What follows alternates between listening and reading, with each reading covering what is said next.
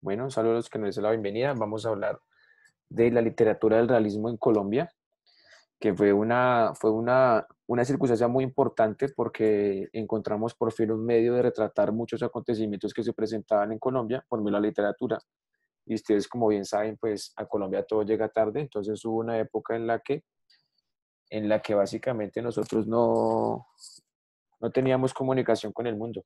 Por ejemplo, les adelanto, cuando se presentaba la Segunda Guerra Mundial en Europa, pues que ustedes ya por su cultura general, o no sé si lo han hablado con el profesor Jonathan, se dan cuenta que la Segunda Guerra Mundial fue algo brutal, un acontecimiento enorme que afectaba a muchos, y muchos, por ejemplo, en Colombia, ignoraban totalmente lo que estaba pasando durante la Segunda Guerra Mundial, porque no teníamos los medios de comunicación para eso. Es decir, los pocos que tenían era un radio que solo pues tenía referencia en las ciudades, no teníamos televisión. Entonces mucha gente aquí estaba ignorando lo que estaba pasando en Europa con la Segunda Guerra Mundial, sin saber que si Hitler hubiera ganado, Hitler hubiera llegado aquí, si Hitler acabó con los judíos porque supuestamente no eran arios y puros, o sea, rubios y de ojos claros, imagínate, se me hubiera visto a mí con esta cara de indio que tengo, o sea, me mata, me reía y me va a matar. Yo hubiera acabado con toda América, pero nadie sabía eso porque no teníamos los medios para comunicarnos. En Colombia, la mejor forma de conocer lo que pasaba ante la realidad colombiana, pues era por medio de la literatura, por medio de los libros. Y por eso el realismo en la literatura colombiana tuvo una relevancia que me parece pues enorme, ¿no? Entonces les voy a compartir aquí. Espera que por aquí se están conectando, chico Ashley. Les voy a compartir aquí unas diapositivas donde les voy a exponer brevemente en qué consistía ese realismo en Latinoamérica, ¿vale? Activen esas cámaras, por favor, Luz Dari, Stephanie, el señor Uribe, Juan, activen las cámaras, por favor. Bautista, Tatiana, por favor, activen las cámaras, gracias. Entonces aquí tenemos literatura del realismo en Colombia, ¿vale? Pues básicamente vamos a ubicarnos aquí, que se presenta por vez primera en 1925. Cuando nos fijamos en esta fecha, pues hay que pensar en que no había radio, no había televisión. Bueno, había radio, pero los que tenían radio vivían en Bogotá y era gente pues que era muy adinerada, porque para tener, no sé si ustedes han visto en películas o documentales, esos radios antiguos que eran como unas cajotas así grandotas y tocaba sentarse a sintonizar para poder tener referencia. Esa gente era la que medianamente estaba comunicada y también teníamos los periódicos, pero pues en esa época, en 1925, yo creo que más de la mitad de la población colombiana no sabía leer, entonces tampoco accedía a un periódico como tal. O sea que la información de lo que estaba pasando realmente la tenía muy poca gente. Y pues es una corriente estética que se puso, pues rompe con el romanticismo del que hablamos la vez pasada, básicamente porque pues el realismo no se mete con tantos idealismos, sino que su tema es muy puntual, ¿no? La realidad en este caso pues social y sobre todo el campesino. Tengan en cuenta que en el 1925 hasta el 60, 70, la gran mayoría de población en Colombia vivía en el campo. En las ciudades pues había muy poca gente.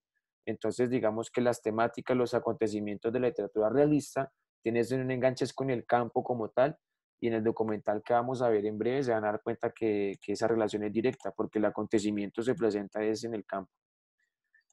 Sus características, pues dice que critica la sociedad aristocrática. Profe, Aristocrática, dime, dime, ¿quién dijo, yo profe? no prendo la cámara porque es que no se ve. Mire, ahí la tengo prendida y no se ve. Bueno, Alice, vale, gracias. Entonces, aquí tenemos que critican la aristocracia. Cuando hablan de aristocracia, hablan de la gente que domina, ¿no? De los grandes apellidos, de los grandes políticos, del gran poder. Entonces criticaban a estas personas y el retrato de la sociedad burguesa naciente, o sea, la gente adinerada que existía en nuestro país. Ellos criticaban mucho eso, ¿no? Ponen la mirada a las costumbres de los grupos sociales. Cuando habla de costumbres de grupos sociales, aquí está puntualizando muchísimo a lo que se refiere es a los campesinos, porque ese es el grupo social más grande en ese momento que habitaba en Colombia. La naturaleza es un tema recurrente cuando hacen las descripciones, básicamente porque, como les comentaba, como son libros que se desarrollan es en el campo, en el contexto rural, pues obviamente la descripción del desarrollo de esta pues hace parte de ese mundo campesino. critican el poder, pues aquí estamos hablando de quienes gobiernan, a todos nuestros queridísimos y amados políticos, que los políticos de hoy sean corruptos, que sometan, que sean unos cínicos y descarados, no es algo nuevo. Pareciera que ha sido toda la vida. Lo que pasa es que cambian los métodos para hacerlo. Hoy tenemos una gran diferencia y es que ustedes por este mundo de las redes sociales se pueden informar más de lo que está pasando y es más difícil que los manipulen, pero aún así lo hacen los políticos. O sea, el poder que tienen están declinados, aún así lo hacen. Entonces, dimensiones, si hoy aún se puede manipular al pueblo, a pesar de que la mayoría ya leemos, la mayoría estamos conectados con el mundo, imagínense en esa época lo fácil que era manipularlo. Entonces, hicieron una cantidad de atrocidades que realmente nadie podía denunciar porque pues, no sabía ni siquiera cómo hacerlo. Los géneros que cultivó, los más relevantes, pues, perdón, los temas, obviamente lo histórico, nuestro origen, nuestras tradiciones, se metió con la sociedad, pero esa sociedad muy ligada a lo que concierne al campo, hablando del dinero, porque los que conocen y han vivido o han estado cerca de los campesinos, hay una humildad en el campesino, hay un desprendimiento por lo material del campesino. El campesino no le interesa llenarse de dinero ni acrecentar riquezas, el campesino solo quiere una vida tranquila y digna, eso es lo que siempre ha buscado. Y miren lo particular, lo buscaba en esa época y lo sigue buscando hoy, me parece muy virtuoso. Entonces ellos criticaban como ¿qué sentido tiene que haya gente que se quiera llenar y más dinero y más poder si no puede ni siquiera gastárselo y hay un montón tan desigual? Yo siempre les he pedido que cuando veamos estos temas literarios los contextualicemos en la actualidad, porque así tiene sentido. Cuando uno mira ese panorama, el cambio no es mucho. Hoy Colombia está entre los 5 países más desiguales del mundo. Es que es una vaina muy loca. ¿En qué sentido? En que aquí la brecha entre los más ricos está muy arriba y los más pobres está muy abajo. Y hay gente que tiene mucha, pero mucha plata.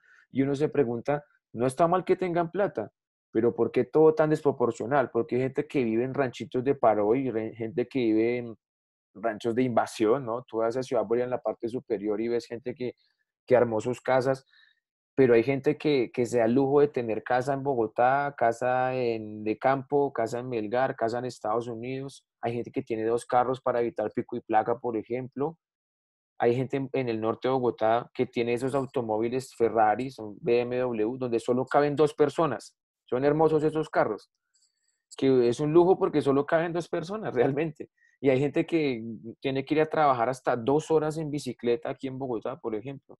Entonces, los campesinos cuestionaban eso en esa época, 1925, hasta el 60, 70, pero hoy sigue siendo casi que exactamente igual. Ahí es donde tiene tanta relevancia conocer la literatura, como lo que decían estos tipos parecían predicciones, y por eso yo les pido que siempre lo veamos desde ahí. Y el bienestar personal, lo que les acabo de comentar, el campesino de esa época no buscaba deme en dinero, deme en casa, deme en tierras, no. Yo quiero una tranquilidad y una equidad. Quiero que me den educación, quiero que me den salud y básicamente eso es lo que les estoy pidiendo. Y casi que es lo que hoy piden. Los géneros que se cultivaron fue la crónica. Lo que vamos a ver en el documental es una crónica. Las crónicas nacen de hechos reales, hechos verídicos y de una profunda investigación, ¿correcto? Y tiene un tono narrativo. Se van a dar cuenta en el documental que les voy a presentar que la señora que lo dirige, que es la presentadora como tal, ella también escribe su guión, lo hace muy narrativo, ¿no? Le agrega su lenguaje y su tono. También en la poesía y en la novela. Tal vez el género que más sobresalió fue la novela. Les voy a presentar unos fragmentos de 2 novelas que son las que me parecen mejores que tratan el realismo en Colombia y pues me he sentado a leerlas, entonces sé que puedo hablarles muy contundente de ello. Entonces el género que más sobresalió en el realismo de la literatura en Colombia fue la novela. Los capos, los cracks, Tomás Carrasquilla, que era un paisa, Soto Aparicio. Yo a Tomás Carrasquilla casi no lo he leído porque me parece que es un poquito aburridor porque describe demasiado. Pero a Soto Aparicio sí, les voy a presentar fragmentos de esta novela, que esta novela si hubiéramos estado en el colegio de forma presencial, la hubiéramos leído. Es una novela que lo deja uno pensando porque el contenido temático es bien denso. Denso no por lo complicado, sino por el tema, ¿no? Y estamos hablando de alguien colombiano, ¿no? Entonces basado en hechos reales, en una gente que trabajaba en una mina de carbón en Boyacá y por eso la llaman las ratas, y es gente que se rebeló ante la opresión que estaban viviendo en ese momento. José Marroquín La Perilla y José Usteso Rivera con La Vorágine, una de las mejores novelas colombianas que yo he leído. y hace parte del realismo. Entonces les voy a hablar de Soto Aparicio, que es uno de los más relevantes, y José Eustacio Rivera, con su Vorágine. Esas son las dos novelas sobre el realismo en Colombia que para mí son las más sobresalientes. Les voy a leer un fragmento para que lo revisemos un poco y entendamos cómo funciona esto, para que vean que es muy realista, que aquí no hay imaginación ni ficción.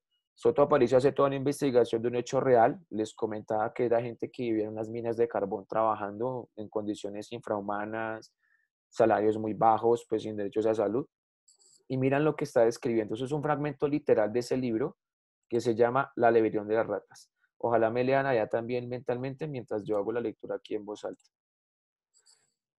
Dice lo siguiente: todos con la ilusión de una riqueza fácil, de un jornal suficiente, todos con el anhelo de vivir mejor, de dar un vuelco a la monotonía de su tránsito por el mundo. ¿Alguien me puede decir qué significa un jornal? ¿Alguien sabe qué es un jornal?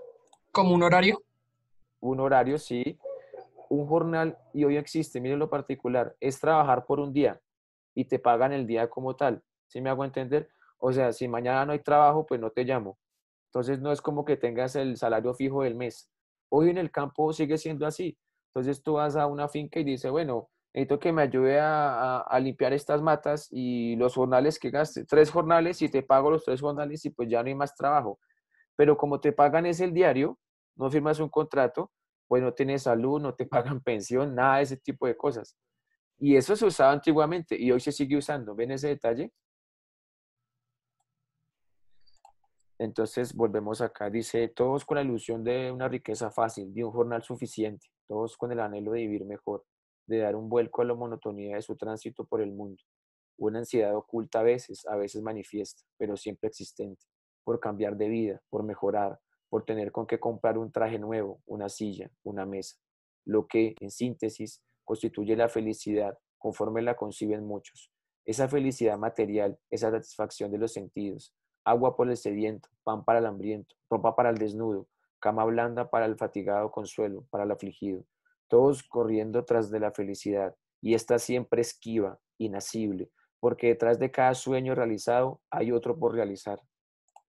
Y es un fragmento literal de gente que trabajaba por el jornal en el libro para pues cambiar su vida, pero se dan cuenta que cuando tú trabajas por un jornal, pues es difícil que puedas progresar. En Colombia la gran mayoría de gente que se gana el mínimo, con ese salario simplemente sobrevive. Decir que con eso puede ahorrar, pueda comprar casa, pagarle un estudio digno a sus hijos en la universidad es una gran mentira. Entonces esa es gente que realmente no tiene la oportunidad de progresar e ir más adelante. Y créanme que afortunadamente ustedes son privilegiados y no hacen parte de ese contexto, pero hay un porcentaje enorme en Colombia que vive bajo esas circunstancias. Son casi como mineros del libro que les acabo de comentar, El avión de las ratas. Entonces, para que entiendan que los cambios no han sido muchos. Otro fragmento me parece particular. El ocio es el origen de los vicios. ¿Quién puede decirme, recordarme qué es el ocio? ¿Qué significa el ocio? ¿La pereza? La pereza, no hacer nada, ¿sí? El ocio, no hacer nada. Pero miren cómo lo manifiesta. Esto lo manifiesta el patrón, no el empleado, ¿no? El ocio es el origen de los vicios, de los pensamientos putrefactos, de los deseos pecaminosos. Esta gente planteaba que no se podía dejar que la gente descansara, porque eso era para que se dedicara a malos pensamientos o a pensar la rebelión. Entonces tocaba tenerlos ocupados todo el tiempo, hechos esclavizados de cabeza. No sé si sabían ustedes, les comento, hay países en Europa como Suiza, sé que Suiza y Dinamarca, el día laboral solo dura 6 horas. 6 horas. En Colombia son 8 horas y más. Bueno, en Colombia yo digo que son 10 horas porque usted dura 8 horas trabajando y 2 horas viajando de su casa al trabajo en Bogotá. Pero hay países en Europa que son solo 6 horas laborales porque ellos conciben que debe haber un tiempo para vivir, para compartir con los hijos, para hacer deporte, para estudiar. Miren la concepción de que en Colombia la gente vive para trabajar y en algunos países de Europa la gente trabaja para vivir. Entonces aquí o trabajas o vives, pero no puedes darte el lujo de quiero solo vivir y ya.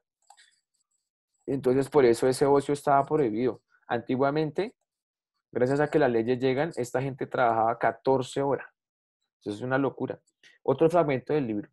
Porque bajo todos esos cabellos hirsutos y sucios, o sea, como despeinada, como enredados, Allá en el fondo de todas las conciencias, la rebelión estaba escondida como un monstruo prehistórico, listo a enseñar las garras cuando llegara el momento, cuando la revolución social, anunciada por unos, deseada por otros, temida por los más, se iniciara en las calles y socavones de Timbalí.